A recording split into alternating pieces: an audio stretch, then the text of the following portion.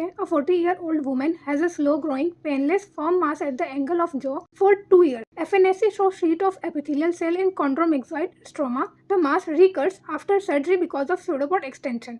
Diagnosis क्या है? इस क्वेश्चन में हर एक डिटेल एक स्पेसिफिक क्लू है आपको, ठीक है। मेंशन है स्लो ग्रोइंग, पेनलेस और फर्म।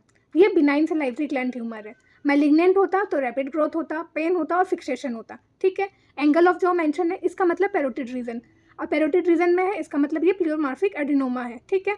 अब क्वेश्चन में मेंशन है कॉन्ड्रोमिक्सॉइड स्ट्रोमा, ठीक है। तो ये प्लियोमार्फिक एडिनोमा का क्लासिक हिस्टोलॉजिकल फीचर है। एपिथेलियल और मायोएपिथेलियल सेल कॉन्ड्रोइड और मिक्सॉइड स्ट्रोमा में एम्बेडेड होते हैं, इसलिए मिक्स ट्यूमर भी कहते हैं इसको।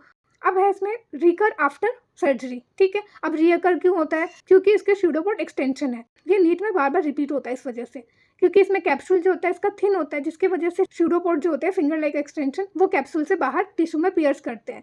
इसलिए बोलते हैं कि जब इन्यूक्लिएशन करोगे तो स्यूडोपोड्स वहाँ रह जाते हैं, जिसकी वजह से वो रिकरेंस होता है, ठीक है। इस वजह से इसका ट्रीटमेंट क्या होना चाहिए? Superficial parotidectomy with facial nerve preservation. कोई सिंपल इन्यूक्लिएशन नहीं, वरना स्यूडोपोड्स रह जाएगा और रिकरेंस बढ़ जाएगा, ठीक है। लॉन्ग स्टैंडिंग केसेस में क्या होता है? 3 से 15% में ही मैलिग्नेंट ट्रांसफॉर्मेशन होता है, ठीक है। अगर सडन रैपिड ग्रोथ या पेन हो तो मैलिग्नेंट ट्रांसफॉर्मेशन ही सस्पेक्ट करना चाहिए। अब बाकी ऑप्शंस देखते हैं। फर्स्ट है mucoepidermoid carcinoma, most common malignant salivary gland tumour है। इसमें 3 सेल टाइप होते हैं, म्यूकस सेल, एपिडर्मोइड सेल और इंटरमीडिएट सेल। कॉन्ड्रोमिक्सॉइड स्ट्रोमा इसमें अब्सेंट होता है, ठीक है। लो ग्रेड के केस में ये पेनलेस हो सकता है, लेकिन इसका हिस्टोपैथोलॉजिकल फीचर अलग है क्वेश्चन में जो मेंशन है उससे, ठीक है। तो इसलिए ये हम लोग आउट करते हैं। सी हमारा वाटसन्स ट्यूमर, जिसको हम लोग पेपिलोसिस्टिक एडिनोमा भी बोलते हैं। ओनली इन पैरोटिड में दिखता है, कभी माइनर ग्लैंड में नहीं दिखता, ठीक है। ये बायलेटरल होता है 10% केस में, और मोस्टली ये स्मोकर्स के केस में ही देखा जाता है। हिस्टोपैथोलॉजी की बात करें तो bilayered oncocytic epithelium forming cystic space plus lymphoid stroma with germinal centre, ठीक है।